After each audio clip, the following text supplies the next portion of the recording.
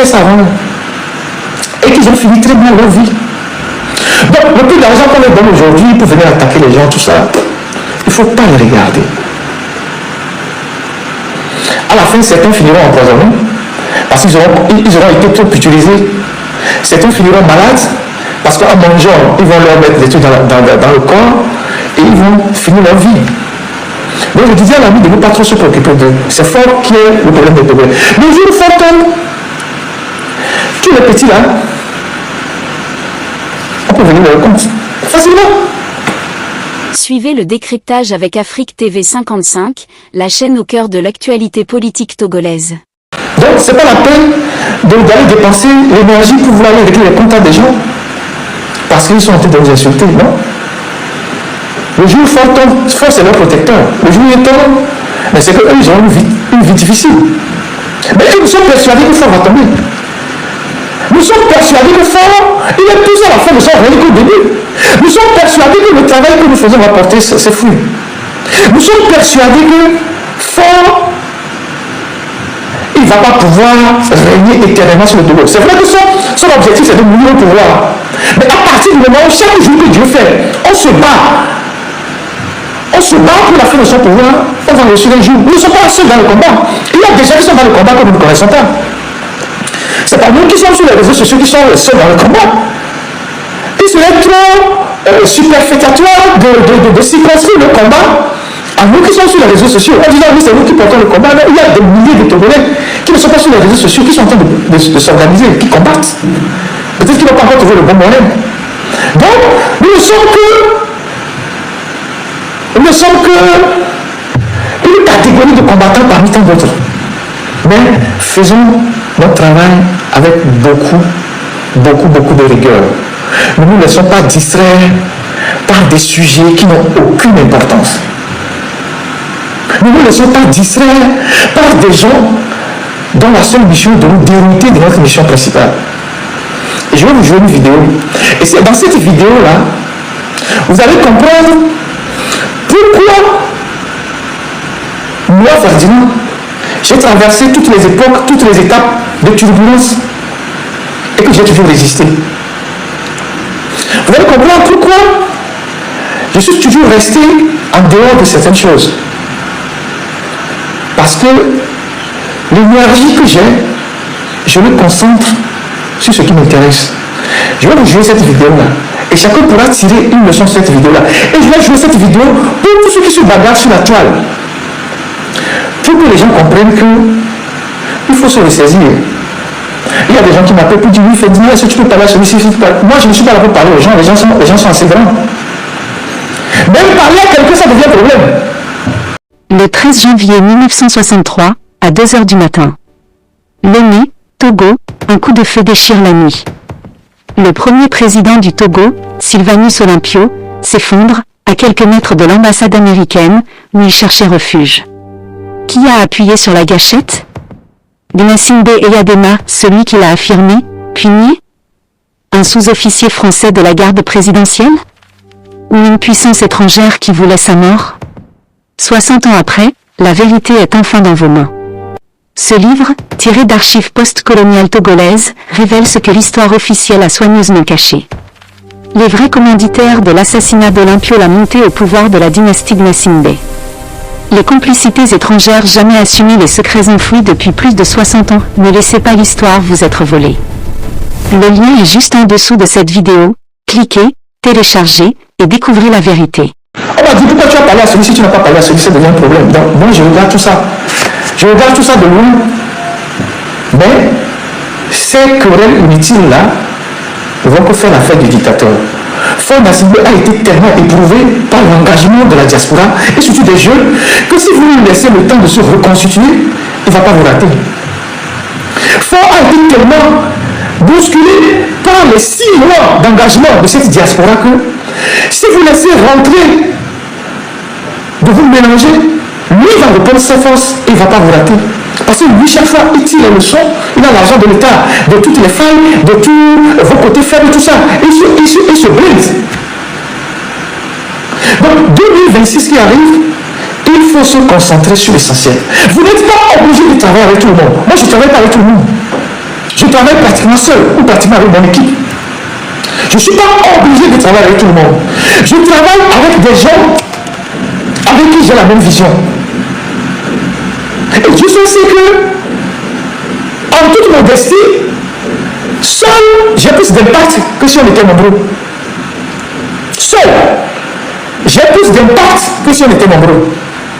Parce que, si on est nombreux, on va se perdre dans les querelles de personnes.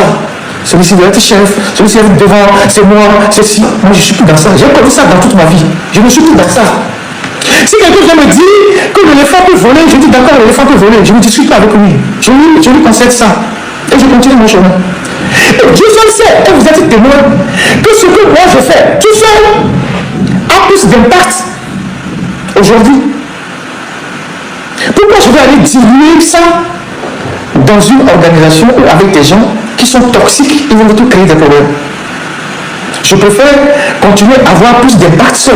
Si quelqu'un d'autre aussi peut faire une autre partie du boulot, la personne le fait. Et c'est l'ensemble de ces efforts-là qui vont contribuer à fermer le dictateur. Après, ceux qui ont des projets politiques derrière, ils peuvent devenir leur projet politique. Si quelqu'un veut être, je ne sais pas, un grand politicien demain, et a une ambition demain, vous pouvez faire vos trucs. Mais moi, je mets aujourd'hui une limite désintéressée. Désintéressé, et vraiment désintéressé, juste parce que je veux que mon pays change. Je veux que le Togo change. C'est en mettant ce désintéressement dans la lutte qu'on évite les querelles de personnes. C'est en mettant ce désintéressement dans la lutte que les gens ne verront pas en vous un concurrent, quelqu'un qui veut prendre la place de quelqu'un qui va être devant. Moi, je ne suis devant rien du tout. Je suis juste dans la dénonciation. C'est tout. Après, ceux qui ont des projets politiques, ils peuvent voir avec leurs amis, ils peuvent créer leur club parce qu'ils ont des projets politiques. Ils vont devenir députés demain, président demain, tout ça, vous pouvez aller créer votre club. Moi, je ne suis pas dans ça. Et je travaille pour moi. Et je travaille pour mes convictions. Je travaille pour mes principes. Parce que je travaille, oui, il y a la vie de celui-ci, parce que qu'est-ce que j'en ai à foutre? Ça fait plus de 30 ans que moi je bosse. Ça fait plus de 30 ans que moi je conteste le régime togolais. Il y a 30 ans là, c'est quelqu'un qui m'a dit de rentrer dans la lutte. Il y a 30 ans, c'est quelqu'un qui m'a dit rentre dans la lutte. Il y a des choses que moi j'ai eu à faire au Togo. Je ne sais pas si les gens qui font du bruit, là, vous avez fait un dixième. Quelqu'un parmi vous, ceux qui me suivent là, sur la toile là, est rentré une fois dans une caserne avec des tracts. Quelqu'un parmi vous, pour tous qui me suivent là, est rentré une fois dans une caserne avec des tracts, sachant que s'il est arrêté, il est mort, on va le fusiller.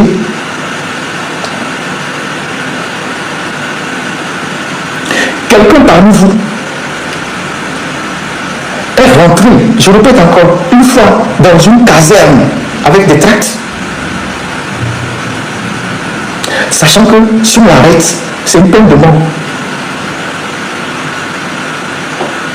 Vous avez déjà fait quoi, vous?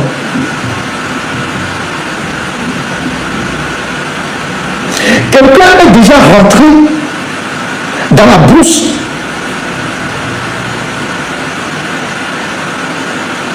Quelqu'un est déjà rentré dans la brousse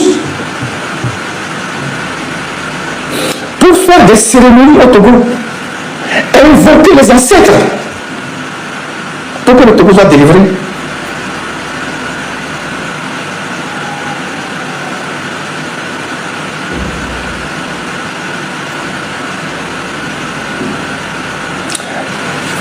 Donc, on a fait ce qu'on peut faire, on continue de faire ce qu'on peut faire pour le Togo. Donc, ne pensez pas que on est là pour nous amuser. C'est justement parce qu'on n'est pas là pour nous amuser qu'on ne doit pas s'amuser avec la lutte. Qu'on ne doit pas dérouler la lutte de son objectif. Qu'on ne doit pas s'enfermer dans des polémiques inutiles. Qu'on ne doit pas se laisser entraîner dans des débats sans tête ni queue. C'est pour ça qu'on doit rester concentré. Parce que si vous n'êtes pas concentré, l'adversaire va vous liquider. Je vous ai dit, nous qui avons fait le sport de combat, la première chose qu'on nous apprend, c'est la concentration. Si je suis sur un podium, un tatami, dans un dojo, en train de me battre avec un adversaire, si je ne suis pas concentré, le coup que je vais prendre va être un coup fatal. Donc je dois toujours monter la garde. Et c'est à cela que moi j'invite tout le monde. Vous n'êtes pas obligé de travailler avec tout le monde, mais travaillez avec les gens avec qui vous avez les mêmes visions. Ça évite les petits problèmes de personnes. Ah oui, c'est celui-ci a fait ça, celui-ci a fait ça, celui-ci a fait ça.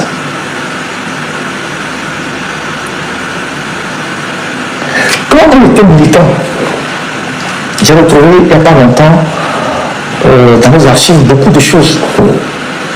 Les choses qu'on était capable de faire. Les choses qu'on était capable de faire quand on était militant. Je ne sais pas s'il y a encore des courageux aujourd'hui. Les choses qu'on était capable de faire. Il y a quelqu'un qu'on appelle Habia Nicodème. Il y a quelqu'un qu'on appelle Habia Nicodème. Posez-vous la question. Si il veut faire un témoignage en toute honnêteté, posez-vous la question. Le commando, si je peux l'appeler ainsi, quand Habia avait des problèmes en 2000, dans les années 2000, et on cherchait à le liquider, à l'arrêter, le commando qui a sorti Habia du Togo et qui a traversé le Mono, j'ai fait partie de ce commando-là. Les gens qui se sont organisés cette nuit-là pour sortir Habia du Togo par le fleuve, je suis de ce commando-là. Demandez à Habia, avant qu'il ne parte aux États-Unis, avec M. Boutamekor et le Godosui. Après, Boutamekor est décédé, le Godosui aussi est décédé après. Et nous avons traversé le Mono et amené Habia jusqu'au cabinet de Maître Yansour Magloire, au quartier à Papa, à Cotonou, où nous avons rencontré un monsieur qui s'appelle M. Kiki, qui est du Parti communiste béninois. Et c'est eux qui ont repris Habia quand nous sommes revenus à Lomé. Posez la question à Habia.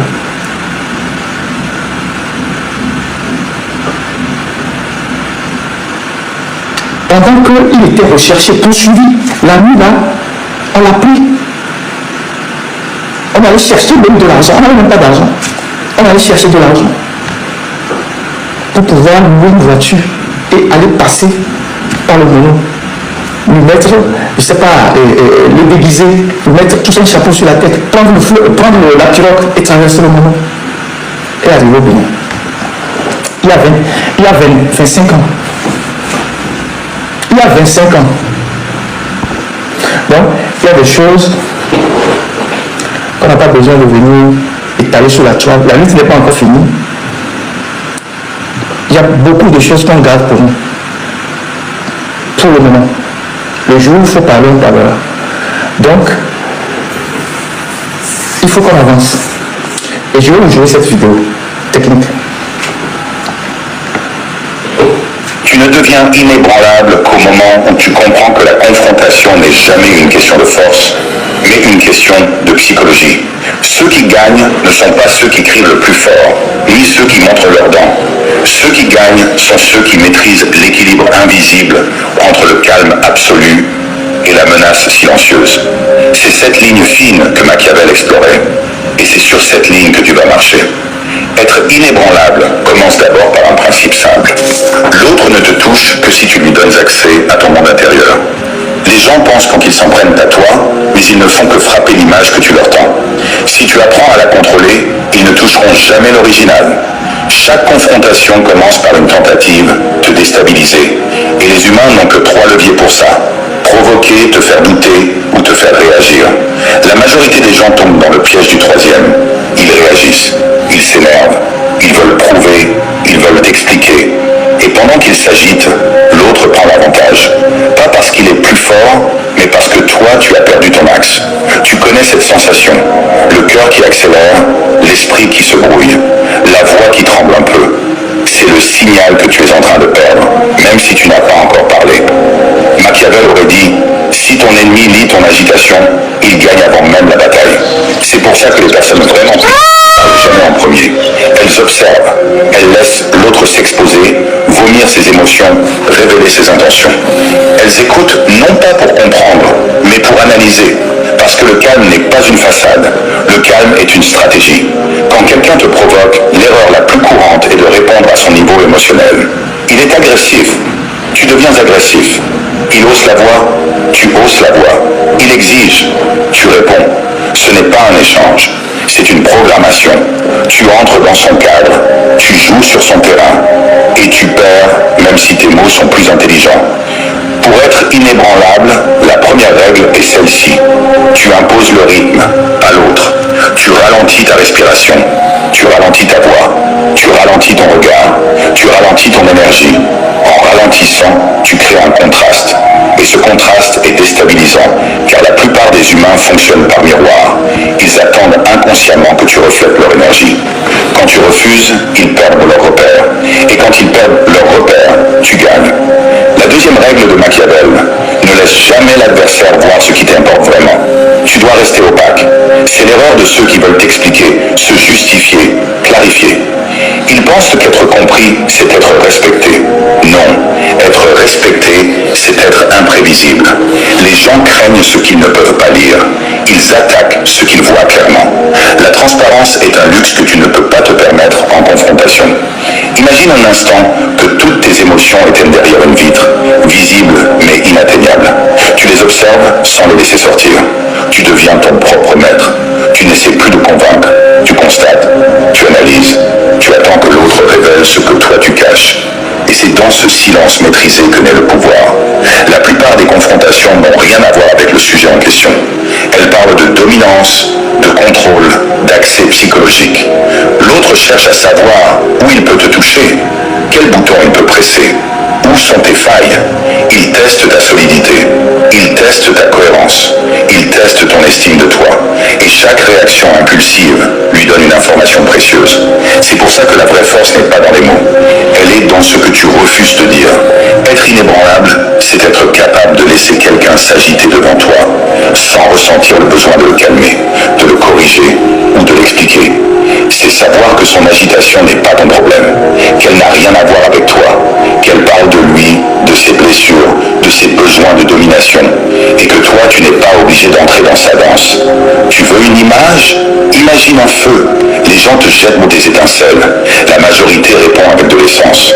Toi, tu réponds avec de la pierre. Tu ne t'enflammes pas, tu absorbes. Et c'est là que la tension change de camp. La psychologie humaine est simple. Celui qui perd patience perd la position haute. Celui qui veut convaincre perd la position haute. Celui qui veut se défendre perd la position haute. Celui qui montre qu'il tient à l'issue perd la position haute. La position haute n'est pas une posture arrogante. C'est un état interne, un axe, un calme glacial, un centre de gravité psychologique. C'est ce que Machiavel appelait la solidité du prince, la capacité de rester immobile au milieu du chaos. Mais cette immobilité n'est pas passive, elle est stratégique. Tu ne restes pas calme parce que tu es gentil, tu restes calme parce que tu veux comprendre. Qu'est-ce que l'autre veut? Pourquoi maintenant? Qu'est-ce qu'il essaie d'obtenir? Quel est son manque? Où est sa peur? Tu veux un secret?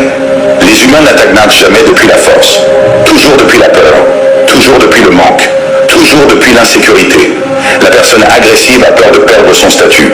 La personne manipulatrice a peur de perdre son avantage. La personne arrogante a peur d'être vue telle qu'elle est. La personne qui te rabaisse a peur que tu te reconnaisses. Celui qui comprend la peur de l'autre gagne, parce qu'il voit les points faibles, parce qu'il comprend les motivations cachées, parce qu'il lit les intentions derrière les mots. Et au lieu de réagir, il choisit. C'est la troisième règle. Ne te laisse jamais entraîner dans une confrontation émotionnelle. Quand tu sens ton rythme cardiaque changer, fais le contraire de ce que veut ton instinct. Ton instinct veut répondre. Ton instinct veut prouver. Ton instinct veut se défendre. Ton instinct veut survivre. Mais ton instinct est animal. Ton pouvoir, lui, est stratégique. Tu n'agis pas selon ce que tu ressens. Tu agis selon ce qui te sert. Tu ne parles pas pour vider ton cœur. Tu parles pour obtenir un avantage. Tu veux savoir comment les gens puissants parlent en confrontation? Par phrases courtes, ralenties, mesurées, sans justification, sans émotion, sans précipitation.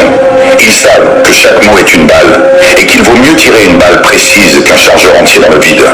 Ils ne disent jamais ce qu'ils pensent vraiment. Ils ne donnent jamais leur position émotionnelle. Ils gardent leur vulnérabilité dans leur forteresse intérieure. L'autre ne verra que ce que tu veux bien laisser sortir. Tu veux un exemple concret ? Quand quelqu'un t'attaque, la majorité répond en se défendant. Toi, tu observes 2 secondes de silence. Tu le regardes sans réagir. Ton silence l'oblige à combler le vide. Et quand une personne parle trop, elle se trahit. L'outil le plus puissant que tu possèdes, ce n'est pas ta voix, c'est ton absence de réaction. Il n'y a rien de plus effrayant pour quelqu'un en confrontation qu'une personne qui reste calme, qui ne cède rien, qui ne se justifie pas et qui ne montre aucune faille. C'est comme se battre contre un mur. Tu donnes des coups, mais le mur ne bouge pas. Tu t'épuises, pas lui. Machiavel disait « Celui qui garde le contrôle de lui-même contrôle la situation. » Et ce contrôle-là ne s'apprend pas dans les livres. Il s'apprend à travers les douleurs, les humiliations, les confrontations ratées. Chaque fois que tu t'es énervé trop vite, chaque fois que tu as regretté tes mots, chaque fois que tu as donné trop d'importance, chaque fois que tu as laissé quelqu'un entrer dans ta tête, tu n'étais pas faible, tu étais en apprentissage. L'erreur répandue des gens qui veulent devenir inébranlables, c'est de penser qu'il suffit d'être dur, froid ou distant. Ce n'est pas ça. Être inébranlable, ce n'est pas être insensible, c'est être sélectif. Tu ressens tout, mais tu ne laisses rien transparaître. Tu entends tout, mais tu ne réagis qu'à ce qui compte. Tu pourrais répondre, mais tu choisis le silence. Tu pourrais t'énerver, mais tu choisis le calme. Tu pourrais humilier, mais tu choisis l'indifférence stratégique. Et c'est précisément cette sélection qui fait de toi quelqu'un de dangereux. Parce qu'on ne sait jamais à quoi tu penses, ce que tu prépares, ce que tu vas dire. Tu deviens un mystère. Et les humains craignent ce qu'ils ne comprennent pas. Dans chaque confrontation, il y a un moment décisif. Un moment où l'autre pense t'avoir. Un moment où il pense t'avoir poussé dans un coin. C'est là que la plupart explosent. Toi, c'est là que tu vas surprendre. Tu vas respirer, tu vas te redresser, tu vas ralentir. Et tu vas prononcer la phrase qui renverse toujours la situation. C'est tout ? Cette phrase est un séisme. Elle signifie tu n'es pas affecté, tu n'es pas touché, tu n'es pas impressionné. Et tu as... Voilà une vidéo. C'est en plus du fait que moi je suis très stoïque, de par mon parcours, ma formation et tout ça, je suis régulièrement ces gens d'enseignement pour me conforter dans ma vie, dans mon parcours et tout ça. Et il y a des gens qui me demandent déjà cet extrait-là, je vais vous envoyer ça. Moi, je ne m'occupe pas des autres. Jamais. J'ai été tellement combattu, attaqué, calomnié, que je n'ai jamais réagi. J'ai toujours avancé. Et je n'ai jamais répondu à qui que ce soit. Et je ne le ferai jamais. Parce que il y a des gens qui vous en veulent juste parce que vous n'êtes pas avec eux. Ils veulent profiter de votre lumière. Mais puisque cette lumière-là, vous la projetez sur d'autres personnes, ils vont vous attaquer sans raison, chaque jour. Il y a des gens, ils veulent faire votre compagnie. C'est comme nos parents disaient, quand on allait à l'école, il faut être toujours avec les premiers. Et comme on était les premiers, il y avait toujours les gens qui faisaient notre compagnie. Comme on était les premiers, il y avait toujours les gens qui faisaient notre compagnie. J'ai un ami prêtre qui est en Italie. Il ne m'appelle jamais par mon nom. Il m'appelle toujours mon major. Parce qu'au lycée, j'étais toujours major. Et c'était le meilleur qui était major. Premier, tu es major. Jusqu'à aujourd'hui, il m'appelle major. Je ne sais même plus si il sait que je m'appelle Ferdinand. Il m'appelle toujours major. Mais il était aussi très brillant. Et donc,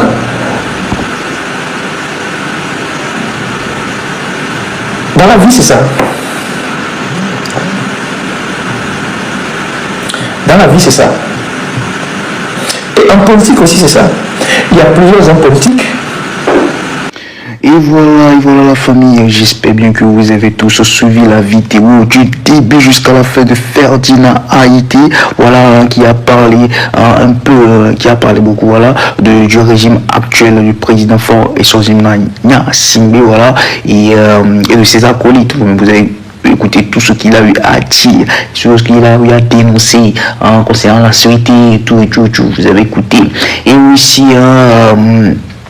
et comme je vous l'avais dit, c'est la partie 2, c'est la partie 2, pour ceux qui n'ont pas encore regardé la partie 1, c'est sur ma page, allez-y regarder la partie 1, et ça c'est la partie 2, et ça c'est la partie 3 que je vais vous publier tout à l'heure. Restez branchés les gars, restez branchés. Si vous aimez bien ce que je fais, pour me donner la force, juste cliquez, abonnez-vous et aussi likez cette vidéo là en partageant à vos amis les gars. Je compte sur vous et je sais bien qu'ensemble on va le faire, ensemble on ira loin. Bon les gars, n'hésitez pas à vous abonner. Ciao.